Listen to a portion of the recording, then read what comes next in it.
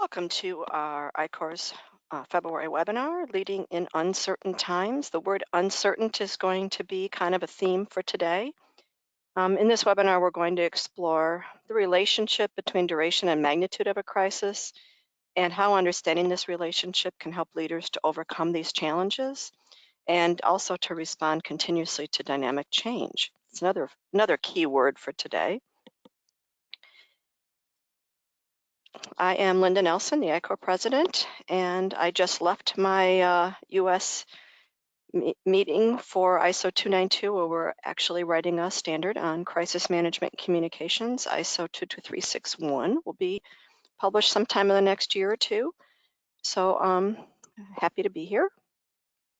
Our objective for today is to help leaders build a roadmap for recovery from the COVID-19 crisis. And so understanding the whole dynamics of COVID and how it's different than anything that's come before means that we have to have a roadmap that's also different from what's come before. Just a reminder, the recording of the webinar will be available on the ICOR webinar page for 2 days. In about 2 days, I'm sorry. It'll be available there for about 30 days, and then it'll be moved to the members only piece. And you can log in with your membership. And if you have questions, use the questions button. This webinar is a bit longer than usual, so I'm not sure if we'll get to the questions, but I will certainly answer the questions after the webinar if that's the case. And if you attend at least 35 minutes, you will get a certificate of attendance as well, and that'll come out sometime later this week or early next week. I always like to start with some kind of a definition. And I'm also not a big advocate of adjectives, but in this case, I think the adjective is relevant. So the word uncertainty is something that we use a lot in the crisis management world, but now we're looking at how to manage during extreme uncertainty. So extreme uncertainty has really been defined in terms of novelty. So, how often or really how often does a particular crisis occur and how does it impact people? Deals with the word novelty. And of course, the magnitude. How many people or countries is it impacting? What is the length of that impact or the uncertainty? And then dealing with this rapid pace of change. And this really generates a very difficult operating environment for leaders and managers of all organizations. And because of this, it really calls for some new forms of leadership, new ways of working, as you know, and as well, including new operating models. So as part of that, the management structure and processes need to be adapted too, both to ensure that the organization is sustainable and also so that it can take advantage of new opportunities. I'm sure most of you have seen this acronym before, and the V stands for volatile. So when we're looking at volatile times, we're looking at an environment that demands that you react quickly to ongoing changes that are both unpredictable and out of your control. These changes are uncertain. So the environment requires you to take action without certainty, which makes people very uncomfortable. It is also complex because it's dynamic and there's many interdependencies, and it's ambiguous. So the environment is unfamiliar and it may be outside of your expertise.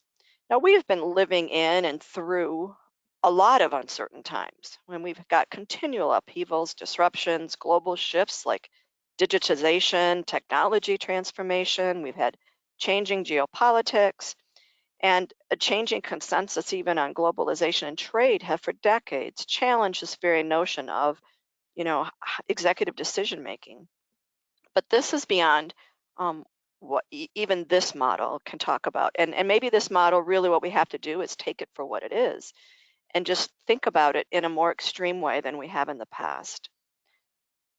Because there exists no reference case for COVID-19 crisis in living memory, of course, we've had flu pandemics before. We've had Black Monday and the 2008 financial crisis. We've also seen localized threats and disasters that may have regional or national implications, things like Chernobyl, Hurricane Katrina. But what we do know is that this is not just more global, but it is totally global in scope. It's more profoundly impactful and far-reaching, and it's far more complex than any other crisis that today's decision makers have experienced or contemplated.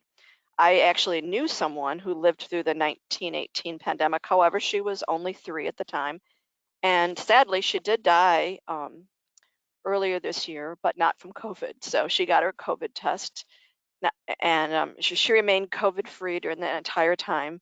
But you know, people that are over 100 years are probably not part of today's decision makers. And as we mentioned, there's no country or sector, no community, no team or individual leader that's really immune from this impact of consequences. And as part of that, we know that no strategy will survive fully intact, and that the choices we face are only going to get tougher. And I know that's not probably what you want to hear.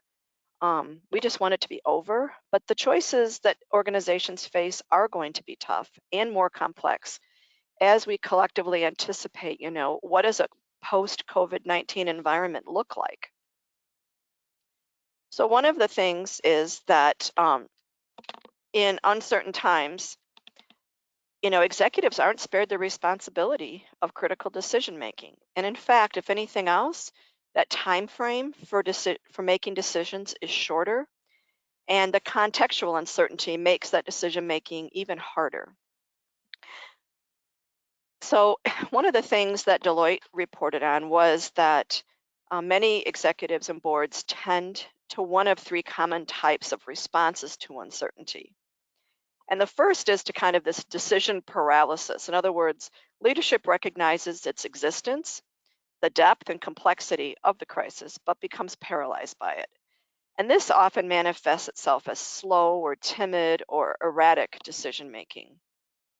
Kind of the opposite end of the spectrum is kind of making very quick decisions and just thinking it's going to be over quickly and kind of wishing it away and just make some superficial assessments, give simple answers, and really misdiagnosing the complexity of the crisis itself. And then, of course, we have those that are overconfident. This will be over by April of 2020, by the way, not 21. I don't even think it might not even be totally over by April of 2022. And so all of these dispositions can and responses to uncertainty can really do a lot of bad things to your organization. And history really provides instances where giants have been toppled by misunderstanding of that uncertainty, so they haven't really analyzed it correctly. So we've seen this in the 2008 financial crisis. We've got great examples of phone manufacturers that didn't anticipate smartphones, and things like computer manufacturers that missed, the PCs market all the way back in the 80s. But it's really important that your leadership takes a balanced view and is able to not get caught up with any of these typical responses. So a better response, how can you lead through these very, very uncertain or extreme uncertain types of incidents? So that one of the recommendations is just be direct. You might not know everything, but make sure that you're transparency with the information that you do know. So when you share what you know in complex situations and you're direct with that, then you will receive mutual trust and collaboration. And it's when people are not direct and they're not transparent. This is what we know, this is what we don't know, this is what we're making decisions based on. If you're sharing that with people, it helps them to also build trust. You also need to speak in a language that's unambiguous. So you've got an ambiguous situation, but you need to be very clear in how you state your purpose and direction, and really those responsibilities will help to empower others. So if you can be very clear in what people need to do, that will also help lead through some of these extreme uncertain incidents. Of course, as a leader, you need to be reliable. And by the way, none of these leadership responses are anything that you shouldn't be doing all the time, but they become much, much more important during a crisis. So you need to follow through on what you've said and what you've agreed to, and this will also accelerate some positive momentum. And as a result, you will be trustworthy. And so if you invest in your people, you keep your teams engaged, and you involve partners, You seek to understand, you speak to be understood, and you act with respect. And that's a key word, act with respect always. All this will bring trust, and people will be much more willing to follow you and do what needs to be done. So McKinsey put out a paper about some emerging themes for boards and executive teams during this time. And one of the first things that they said is that leadership needs to strike the right balance between hope for the future and the realism that your employees need to hear right now. Um, you really should try not to prognosticate. And, we know that leaders have dreams and hopes of their own for the company. And so you need to look at how you can create value and find pockets of growth wherever possible. And it's important to have those aspirations, but also to be realistic. So it's really that balance between leading people on with hope, because hope is very important, but also what's realistic and what's happening right now and what do we need to deal with. So that one of the things that you need to do is to find out what the issues are with your people, and then work with your team and as well as all of the people that work for you to ensure that the organization can navigate them. You know, sometimes during this there's so many different issues to deal with that it's hard to identify which ones that you should focus on first. And so just the fact that you've identified some of the issues or the issues that you can identify within your teams will help you to deal with them and figure out how to best respond. And really the point isn't to have an answer or a final solution. The point is to help build some organizational capabilities so you can learn um, what it is that you need to know to help move on with this. You also need to be aware of that gulf between executives and the rank and file. A lot of people are easily adapting to working from home, and they have a flexible and they're able to adapt to this and be more flexible and different ways of working. They see it as being very effective and a potential wave of the future. However, a lot of the people who work for you think it's the worst thing that could ever happen to them, even those that are used to working remotely, because remote working is raising the divide between the elites and the common man and woman. And there is a real risk of serious tension in that social fabric of your organization as well as in your community. And so you need to understand really what's working, and what maybe has worked for a short time. It's because of the duration of time that we're asking people to do things and the fact that they have other responsibilities that interfere with them to be able to focus on their jobs, um, is really important for you to understand. And last month's webinar was really about taking care of your people and the well-being, and this is part of that piece as well. One of the things that might be a challenge for your organization if you have a global company is, you might be having some challenges addressing and engaging with potentially conflicting stakeholders. So just an example that you can consider, if you're a pharmaceutical development and the residents in the country where you live expect that that country will get first dibs on the vaccine, for example. So there's a lot of complications, and depending on what your organization does, you may or may not find that this is an impact for you. And we all know that cash flow is tricky, and trying to keep that balance between making a profit and having enough cash flow even to cover, your salaries and your people, it's really essential to get this right. So many companies are caught right now, and some of the things that they're sacrificing is their bottom line in order to pay for financing, for example. And that's not sustainable to do for very long. And so something not to forget, though, is that innovation may never have been so important. We're going to be talking about change and how much change we're experiencing. And innovation has always been essential to solving big problems. But the world is looking not just for new things, but we're also seeing that we have new ways of doing things, and we have new behaviors, and we need to look at those long term rather than short term, and look at those capabilities to see what we can leverage in the future, that so we don't lose that. And that's going to be a reoccurring theme today that we're going to talk about as well. But also understand that the path ahead is going to have ups and downs. We've seen that. lockdowns are relaxed, parts of the economy reopen, and then all of a sudden we have resurgences, we have new kinds of virus. This is really, this up and down piece, I think, is probably the hardest thing for both individuals and companies themselves to handle. You put a strategy and a plan in place, and all of a sudden you have to change it because circumstances have changed. And this constant change is really part of the challenge in the planning piece. And so part of what makes this even harder is that many or most business leaders have made choices over the past decades that have traded resilience for a perceived increase in shareholder value. In other words, they haven't invested in those things that may have helped them now.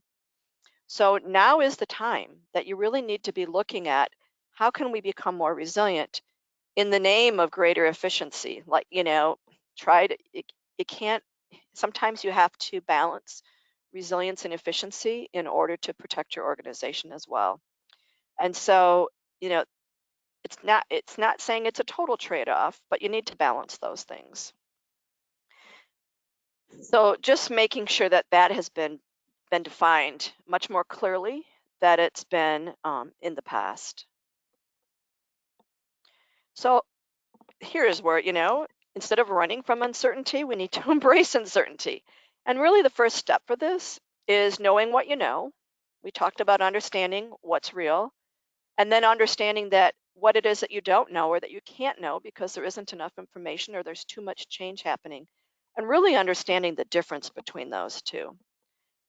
Acting in the face of uncertainty has been a defining theme for modern business. We've been talking about, at macroeconomic stability and continuity, and it's becoming harder and harder to really shock executives. We've talked about, black swan events. Even a generation ago are most often built into most strategic scenarios because they've happened. But the fact is that COVID-19 is qualifying as a true outlier. And this means that you really need to embrace this fundamental reframing. And what's widely described as the new normal really means confronting uncertainty head on and building uncertainty into your decision making, which is probably already making many of you uncomfortable, even just talking about the fact that uncertainty needs to become part of how you operate. So Deloitte put out a really interesting paper on how to go about embracing uncertainty. And so they have really 7 categories for how you might do that. And so one of them is to consider uncertainty under different time horizons. So you've got near-term uncertainties with the pandemic, and then we've got more mid-term and longer-term uncertainties and what those consequences might be. And depending on where you live, and what your industry is, you might be asking how long this will last, or you might be already in the middle of your rebound and recovery. And so this is where it depends. And it makes it really hard because we're not all in the same place at the same time. And so that's a really important aspect for this. You also need to identify really the most salient uncertainties. So you've got lots of uncertainties, but which ones are really the most important for you to focus on for your industry and your business? You can't look at it all at once. The scope of the uncertainty is too big. And so, because really everything seems like it's uncertain, like how do you predict anything? And so you really need to be looking at what uncertainties are the most critical. So here's where your business continuity people should be, this is really an important piece because if you've done a business impact analysis and you are looking at the costs and the level of impact, I'm sure you've been very busy using a lot of that information for how to best respond and recover from the pandemic. And so when top management and decision makers understand which uncertainties are most critical and what are those timeframes for those, that really helps them to make decisions on what's happening.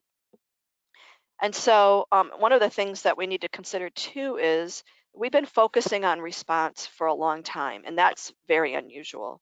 And so your shift really needs to focus to factors that influence maybe the organization's strategy, its position, where it's focusing its resilience efforts, looking at regulatory changes as well. And so just looking at what that might mean to you. Another thing that you need to do is to use those uncertainties to envision multiple different futures. And this, a lot of times we talk about being scenario building and some managing. But this is back to acknowledging that we don't know for certain what the future holds and being okay with that. It's really hard, and depending on your personality type, it might be harder for you than for others. And so you need to be considering and imagining divergent futures, whether they're in the short term or the long term. And this has been a common theme for resilience, which is this idea of diversity. This is really important because different perspectives help you to consider different scenarios as well as and also how to make that better. So when when we're talking about diversity, first understanding that it really does matter. And so when you're having conversations as leaders, invite people into the conversation who make you uncomfortable. They might have different ideas than you, and you need to consider those ideas. Seek perspectives from people from different generations than you're in, and from maybe those outside your industry, geography, and company even.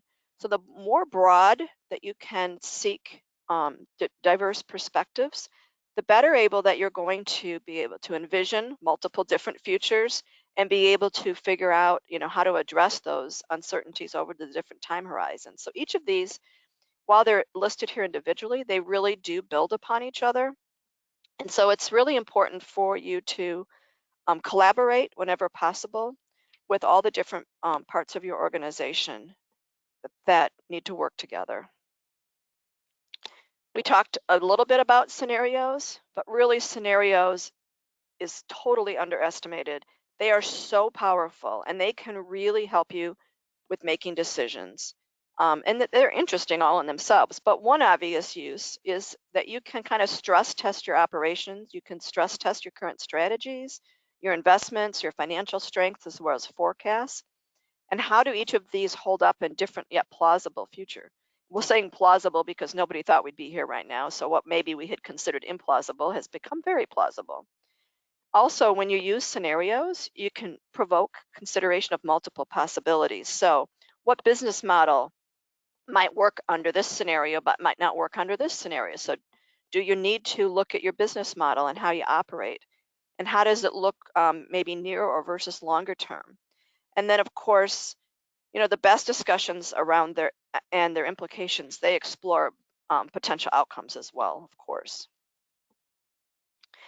When you're looking at different implications, you should consider a range of plausible futures that helps leaders to really explicitly distinguish between different types of decisions.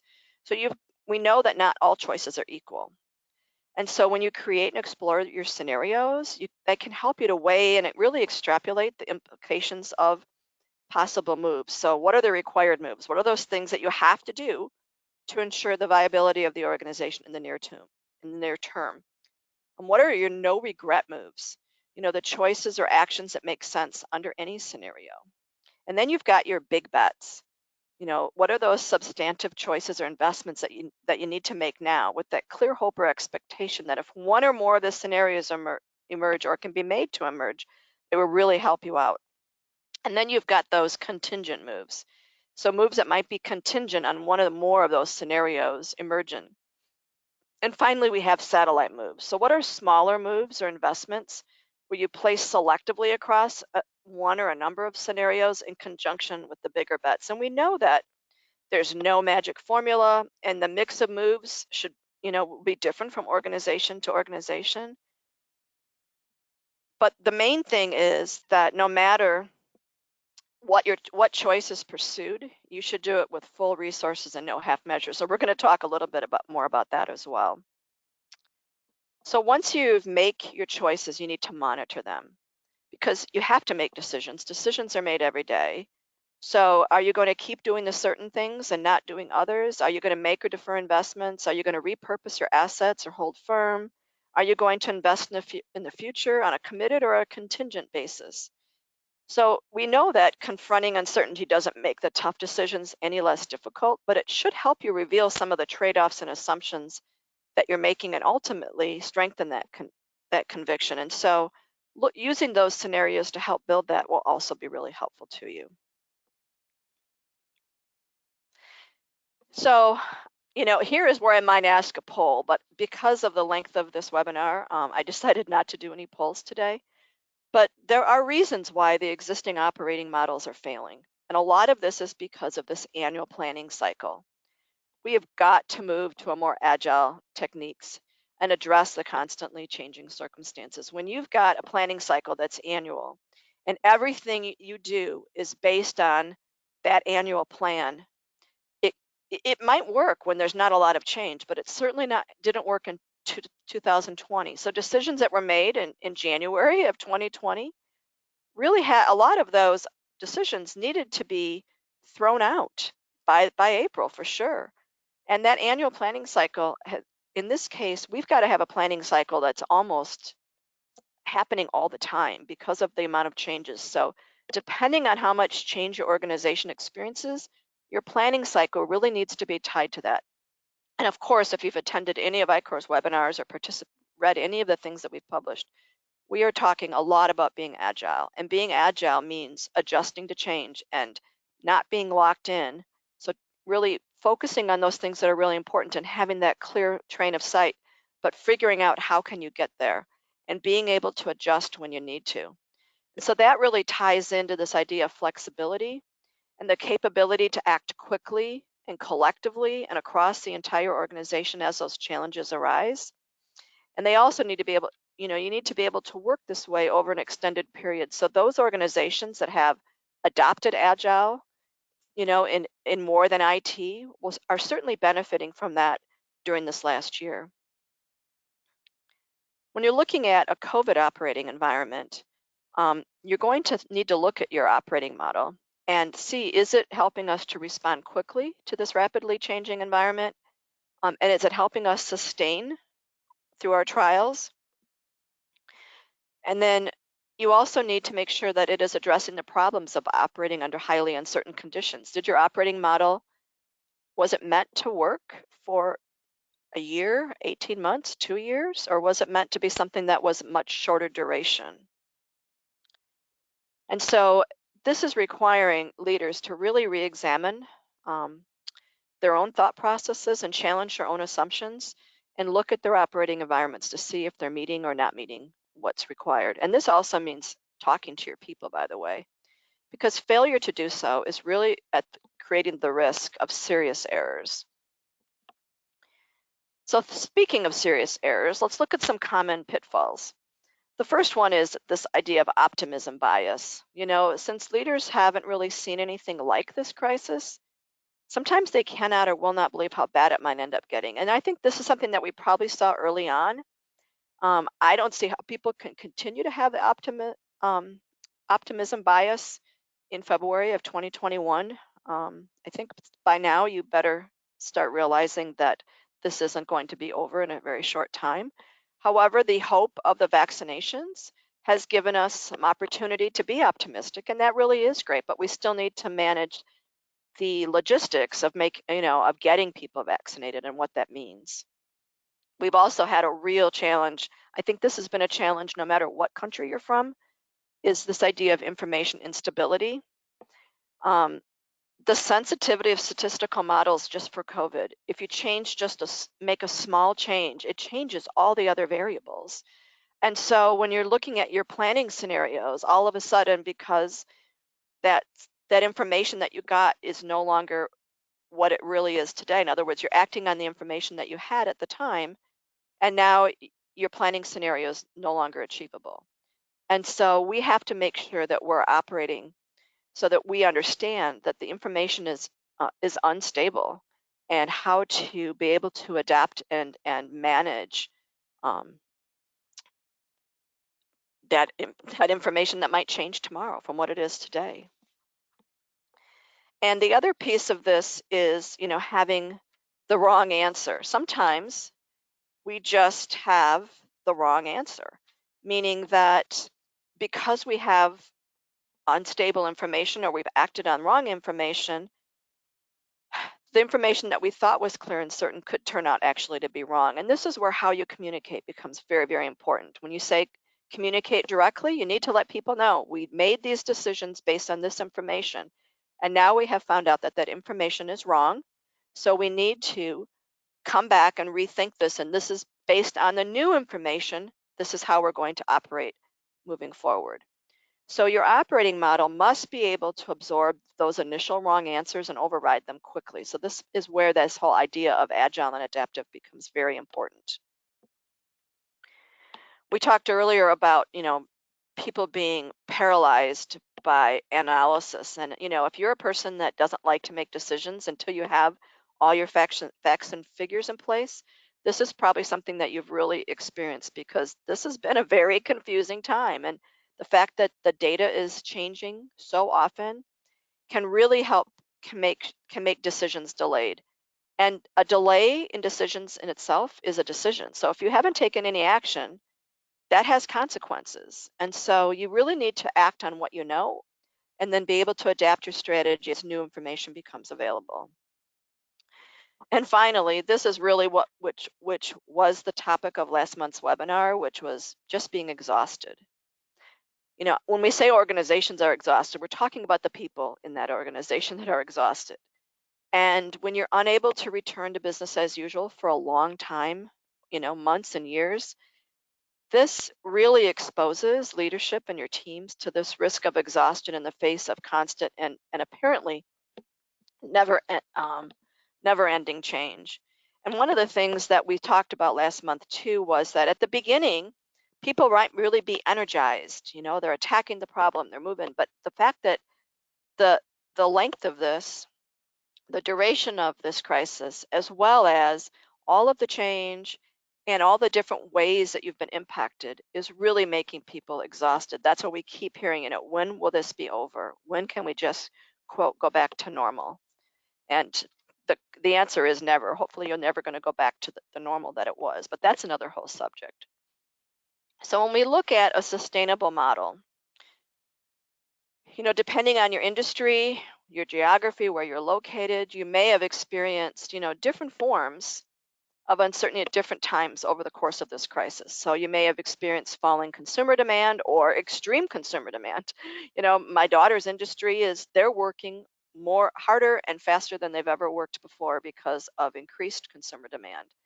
But then you're challenged by supply chain disruptions, or you have inventory shortages, a lot of which I think has cleared up. It's not as relevant as it was, or maybe as impactful as it was last spring and into the summer. But I know that even in the construction industry, if you want to buy a piece of plywood, it used to be a couple dollars here in the US, and now it might be 10 or $12. So because of inventory shortages and people behaving differently than how they kind of normally behave, in other words, they're doing more things at home, it has created inventory shortages and an increase in costs as well. And so this has resulted in a shifting demand across different challenges. And so with companies also facing economic instability, sometimes you have secondary incidents created by this. So if you're looking at managing an extended recovery period, you really need to investigate your management structures and processes so that you can shift to that kind of more of a long-term sustainable model. And here is where when we talk about ICOR in our Certified Organizational Resilience series, we talk a lot about how your organization is structured and how it operates. And one of the things that's come out is that organizations that are flatter and have less of a hierarchy are actually performing much better than those that have much more complex way of operating. So it is a whole different subject and something that we are going to talk about this year in our series. But understanding that the shift from crisis mode to recovery is going to be more of an evolution than a transformation. It's going to go slowly, and it's going to be at different parts. It's going to be faster or slower depending on what the different parts of your organization does. So one of the things you need to do, though, is maintain that integrated nerve center of that crisis management team. And, at certain times, your crisis management team might be more active than at other times. And so But then, if you're going through a period of calm or if parts of your organization are relatively stable, then, maybe you're back to your normal day-to-day activities and that crisis team can step down. But we also know that because of changes in our environment, that you might need to reactivate. Um, but we are, the output of this is trying to get decisions and actions returned to the traditional owners of those decisions. And so some of that operating cadence that's established during the crisis node will not return to normal, but it should be moderating. You should see that you're not in the same panic crisis that you were before. And if you look from April of 2020 to even, to now, you've gotten through really a lot of the major response phases. And so your crisis teams might be not meeting daily anymore. You would expect not unless you're having some kind of a crisis. Remember that, in different parts of the US right now, they're experiencing a secondary crisis with cold weather and ice and snow where they're not, and places don't have internet, they don't have heat, they don't have electricity. And so, these are normal crises that you have on top of a pandemic crisis that become secondary but also mean that you have more to deal with than you might normally, and you're weaker to do that as well. So you need to continue monitoring your issues, and it's not just monitoring, but you need to keep your early warning systems in place. And so whether you're operating still in crisis mode or you're in crisis mode again because of, some kind of a new incident that's impacted you, you still need to prioritize your actions. And so one of the things that we're kind of leading to with this is that more resilient organizations should begin to look for opportunities once the worst of the crisis has passed and to leverage those opportunities, which we're also going to address in a little bit. So just a reminder, we're expecting to see kind of an up and down recovery, and this is going to maybe pose some fresh challenges to you. So you're not going to be on that upward trajectory. And as your business and companies reopen and you start looking more at resilience, you do have that window of opportunity to look at how you might strategically reimagine how you operate and start looking at ensuring long-term value and how you can really improve your flexibility and your sustainability over time. Ernst & Young put together a really interesting paper on how to build your business recovery roadmap. And, we're kind of waking up from the nightmares, as you will. But getting up and running requires more than just business as usual. And so we're kind of looking at this two-gear process, which is kind of a balancing act between transitioning safely into a new world and looking at health and safety issues, both with your customers and your employees, to engaging in the transformation of your working conditions and practices that you've unleashed. So we talked about, obviously the remote worker. And so what kinds of things can we leverage as we move forward? And so part of that is we need to rethink the workplace. So some businesses have been able to opt to continue remote working practices for the foreseeable future. But for many others, a swift return to work is vital to remain financially viable. And I also think not just financially viable, but even in our small office, I notice that our creativity isn't what it could be because we have to schedule our meetings to be creative versus just stop what we're doing and be able to talk through something that may have come to one of us or maybe as a response to something that's come our way. And so you need to be able to rethink the workplace that's both safe for your people and your customers. And this is where you're seeing all over, especially in the United States, where schools have been closed, and schools might not even been closed in some countries, but in the United States they have. And so, getting teachers back to work has become a safety concern for many, and that has slowed things down.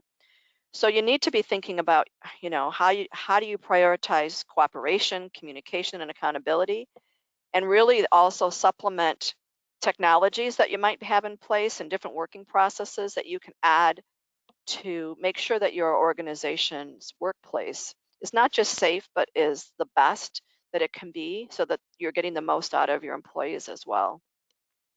You also need to maximize your employees and your people's potential. So, just think about this as your well-being bucket. It isn't just about duty of care. It's really a business imperative. If your people are not functioning very well, your organization is going to suffer. And there's an expectation that you're that you're going to take care of them. And so it's really, really important that you actively engage with your workforce and that you understand and react to your employee expectations of the care that they're being provided and the ability to match that workforce capability to both the financial and risk considerations. You may not have begun thinking about legal issues, but they're coming. And so, depending on where you are in the recovery phase, you probably are going to need to address some sort of legal issues because they're starting, but I don't think they're anywhere near where they're going to be. So, when you look anywhere from canceled contracts to employee class actions, there's going to be some legal turmoil coming. And so, this is something that you're going to need to consider. And if you're in a country who's maybe lagging behind some of the other countries, we can learn lessons from those who are a few weeks ahead of us. So I know that, China was the first country affected and they were the first country to kind of reopen as well. So as we look throughout the world, I know Australia has been less impacted and they're able to do more things. So as you look around the world, if you're a global organization, you can just look at different parts of your organization to see where they might be compared to where you are in a different country. And so if whatever we can do to leverage our learning from other parts of the world might really help us. You need to look at how you can adapt your operations and increase resilience. So sometimes we need to understand that we've had such a significant economic and social impact that radical changes in how we operate is not just possible, but it's going to be necessary.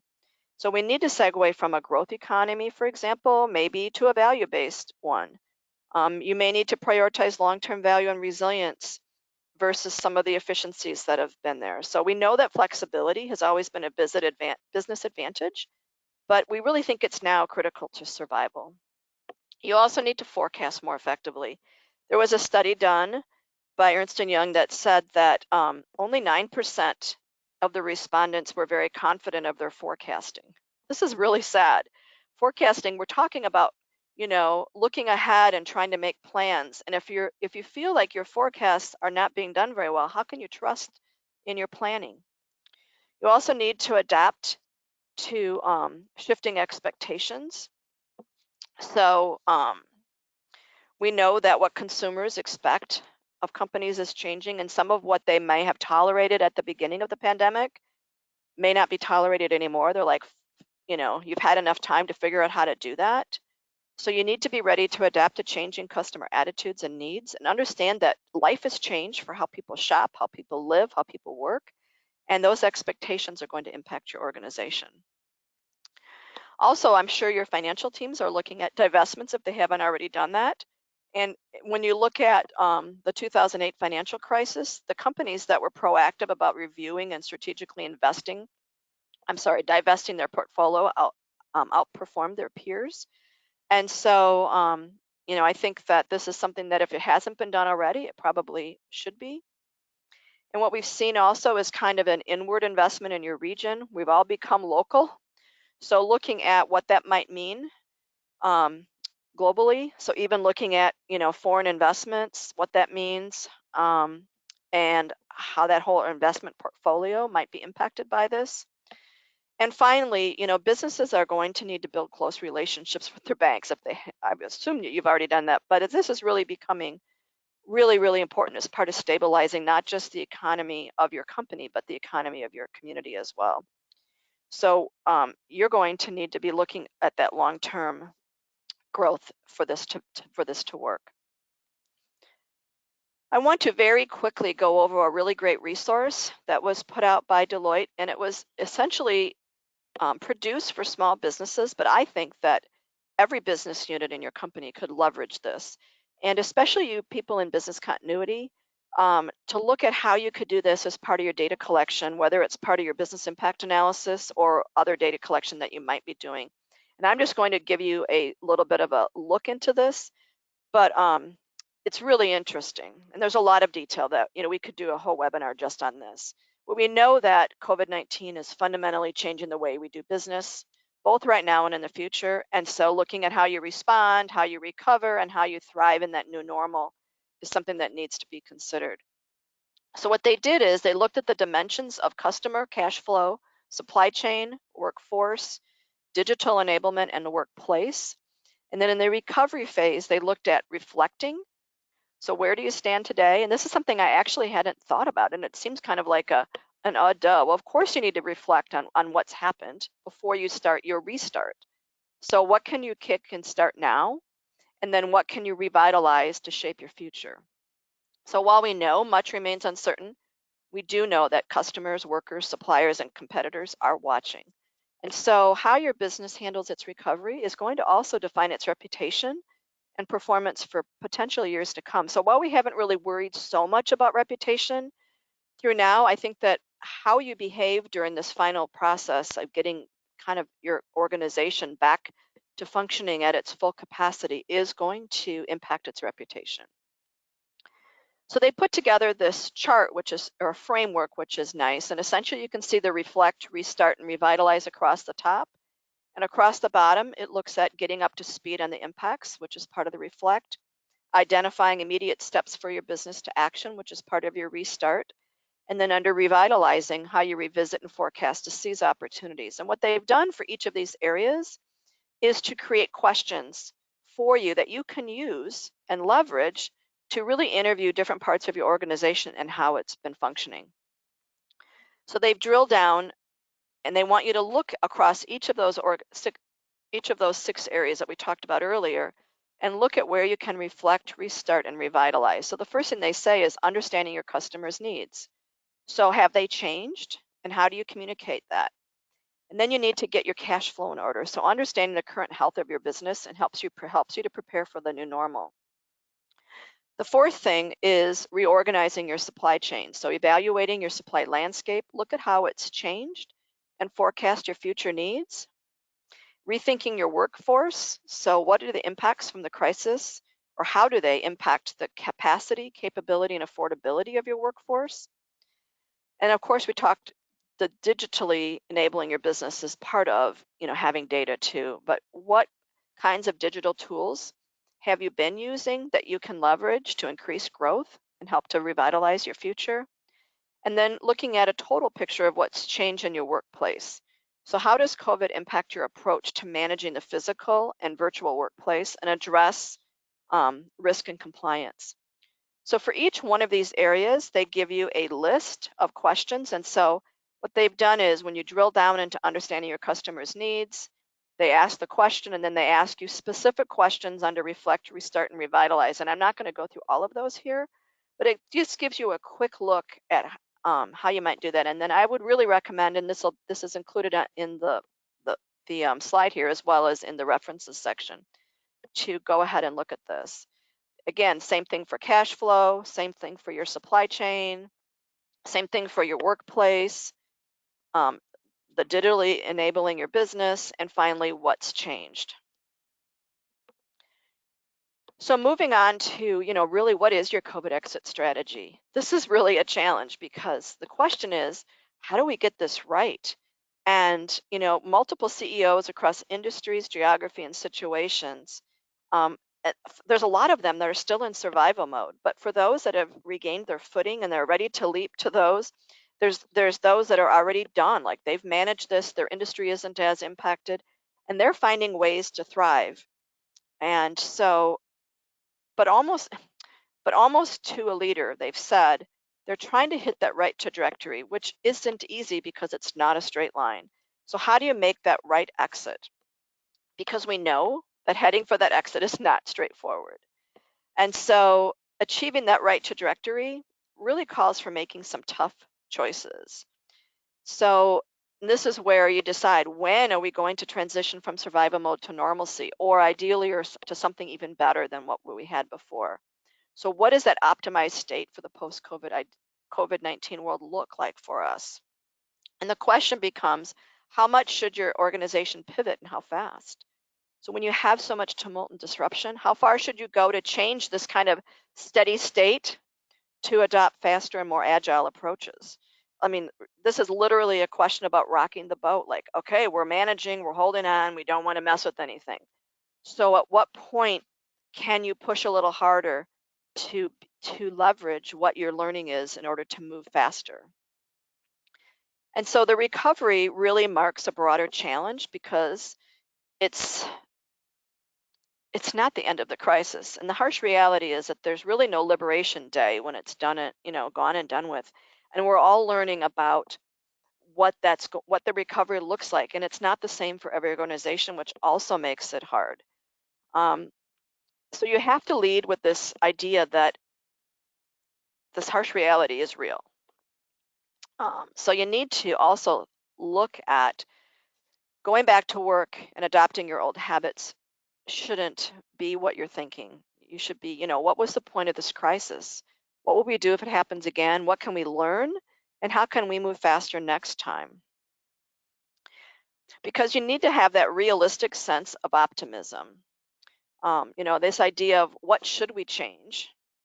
And then you have priorities that need to be reset, plans that need to be adjusted, and resources that need to be redirected. So this idea of renewal, not return, is really become a rallying cry for a lot of leaders. And this is the essence of recovery leadership. And this is what I'm really challenging you to look at. No matter where you are in your organization, how can you renew what you're doing while you're returning to normal as best as you can? What things can you renew to make this better? So part of that is going to mean you need to recalibrate your team. So while your formal structure might be unchanged, your informal structure has certainly been disrupted. And it needs to be realigned and rethought. So when you're, quote, coming back to work, it's not about doing that U-turn and going back to what's ever familiar. You need to look at, where and how does our team cooperate, and how can we get back to a better way of working than we had before? And this means reopening with attention to the small stuff. And this is literally about like the water cooler piece. It's a lot harder to reopen than it is to shut down. Coming back to the office is trickier and requires a lot of finely grained choices and decisions than just asking people to work from home and dealing with some of the immediate issues of that. And reopening doesn't really concern abstract problems, acute crisis intervention or big strategic moves, but it's really about practical and everyday stuff. And it can be a radical change of scenery for many leaders. It's kind of like comparing, tidying your room after having fought a major battle. But one of the things that to mention is that a leader in the financial sector. This is kind of a little story, but you know, he was getting frustrated because all they were talking about was when the coffee and juice bar was going to reopen. And he's like, who cares about the coffee and juice bar now? We've got all these bigger issues. But the fact is that this free haven of the coffee and juice bar represents, this idea that people need places and spaces and opportunities to reconnect. We're all lonely. And this is a place where people connect on a daily basis. Just to be able to share experiences and have those little conversations that really rekindle your social life at work. This is where you ask your colleagues where they're going. I'm happy for the water cooler, but some of you have really fancy coffee, juice, beer bars, whatever you have. But this is where you find out about your people and how they're behaving. And so this moving back to the office, you need to really think about the entire piece and think of it more as onboarding when you're bringing in new people and how you onboard people in that first 90 days. So when you're getting through the recovery phase, the question, one of, a leader said, our business is coming back faster than it ever imagined. This is really great news, and I should be thrilled. But why am I not feeling relieved? And this is really because below the surface, there's still turmoil. And because this trajectory isn't a straight line, it's up and down and up and down. And so many leaders are reporting having mixed emotions. The sense of optimism and clarity becomes laced with withdrawal and loss and doubt. And this is even if they haven't lost people that work for them to the virus, and they haven't lost family. This is assuming that everything else in their life is pretty normal. So even among leaders who've weathered the crisis well, this absence of relief is the rule rather than the exception. This goes back to, really the duration and the impact of this crisis. And so we know that because people aren't feeling relieved, they know that it's not over and that there's still psychological work to be done in how we recover from this. And this recovery then really presents new challenges for both leaders and teams. So you need to be aware of what's going on in your team and on the front line, and you need to adapt your leadership style accordingly. So some of the things that may have worked in the past may not be working now, and you need to be aware of those. What do your people need? And to do that, you need to talk to them. So some of the same skills and reaction patterns that allowed you to perform well during that immediate emergency might be destructive if you try to return to something normal using those same patterns. And so, things that may have made you effective, you need to be careful that you're not moving into some kind of management. And this constant watchfulness can also generate tension and even vigilance. You can tell I've been talking for a while. And so just be careful, and be conscious of who you are and how you lead. So you may need to strike a balance between guiding a smooth return to normal while keeping the pressure up to renew and rethink the future. Because as a crisis evolves, your leadership approach needs to change. And we talk a lot about this in our leadership course. And that's really why you're not feeling relieved, because your work as a crisis leader isn't done yet. And so part of that is that the unexpected high points brought on by the crisis are waning. And some people really miss that rush. There's also an unresolved tangle of emotions. So kind of your emotional operating system has been reset. And can sometimes be psychologically intense. And so it's going to expose both strong ties and weak links in your team. And so remember and consider that you might need to recalibrate both your own self-image with your team dynamics when kind of things return more normal. And also understand that there's a burden of work ahead. It's dawning on leaders and teams that the lockdown phase was just the acute part of the crisis, and now we need to really look at a more profound and adaptive challenges and how we lead in the way ahead. So moving back to this idea of resilience, it is a way of being. So what have we learned to incorporate into the business permanently? What silos have broken down during our initial response and how can we make them permanent? And also consider what silos have developed because of how we're working. To me, I almost think this is a much more important question. But we want to make silos that have been broken down permanent. But we've seen over and over again that there's been a lot of silos that have happened just because of how we're working. Where did you find your operating model unable to handle the crisis? So what do you need to manage? What other changes did we see? And this is a kind of just a picture of what we're going to talk about next, which is kind of moving from that respond to recover to thriving. And so we're starting with this mindset shift of from today to tomorrow. So, looking at your tone, is it shifting from crisis management to more of an interim term program management? Has your company pivoted to more of a market-facing focus? Are scenarios being considered, and how are they impacting your recovery plan? And how about your attitude? How are we reinventing the business, and what new business models need to emerge? Because we know that the only certainty is uncertainty. So what are the impact of those uncertainties, both on the recovery plan and for the future? So you may have a changing social contract. You may have changing roles and rules. You may have some unpredictable cash resources and capital needs. And you may see some permanence of customer or consumer behavior changes that you need to address. Also changing expectations for the physical, emotional, financial, and digital safety. And then we're understanding that trust has been built up or deteriorated and how the organization during that respond phase. So where and how does your trust need to be further built to enable your recovery plan to work?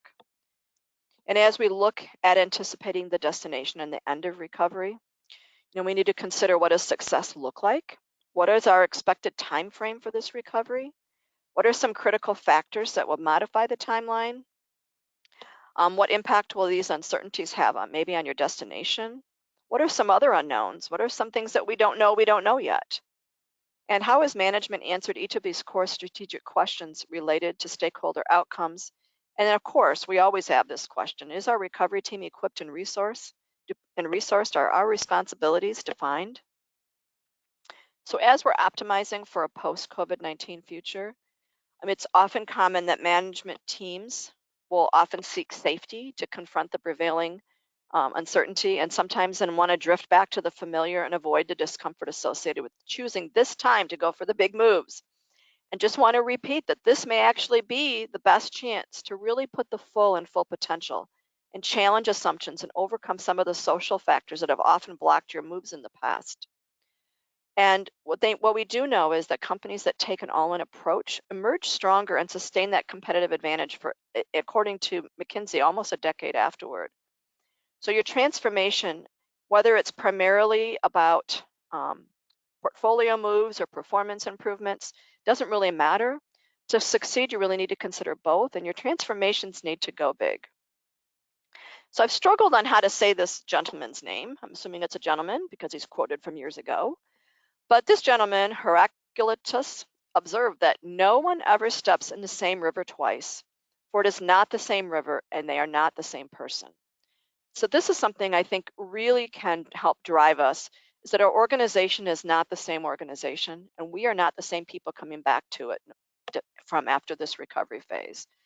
And so we also want to understand that we don't want to be standing in that river very long. You know, we've got to get going. So we've got to continue our recovery efforts. And that challenge is clear that launching an all-in transformation is one way you can break for that COVID exit, while accepting that that COVID has changed many things for all of us and for the full potential of your organization. And I wanted to close with a question that was asked and kind of a surprising example. So a CIO of a company, they'd been hit really hard, and he summoned his leadership team to reflect on, what they'd learned during the past 9 or 10 months. And he asked at the end of the session is, would you rather have been without this experience? And almost to a person, they said no. They knew that the crisis had been costly from both the business and personal perspectives, but they felt that on balance, the benefits outweighed the loss. And one of the members kind of summed it up by saying, looking at the numbers, our business has been set back years. But culturally, we've been catapulted ahead to a future we could not have imagined. And strategically, our transformation has gained a momentum we could never have created on our own. And so remembering and understanding that all teams can benefit from conducting a targeted search for the positive outcomes of the crisis and reflecting on how their relationships with others and their work with each other and their work has changed. So try to carve out some time for this kind of debriefing, because this can be both therapeutic for the team and can help propel the forward motion that you might need. These are the references. They come primarily from McKinsey, Deloitte, Ernst & Young, and Harvard Business Review. Next month, we're going to be building on what we talked about today and how you can rebuild for speed in the post-pandemic area. And then we're going to look at the workforce.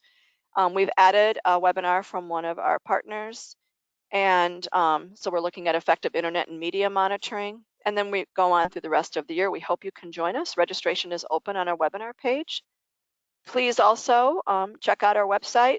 Feel free to check out our blog and follow us on all of our different social networks. Thank you very much for joining us today, and we will see you next month.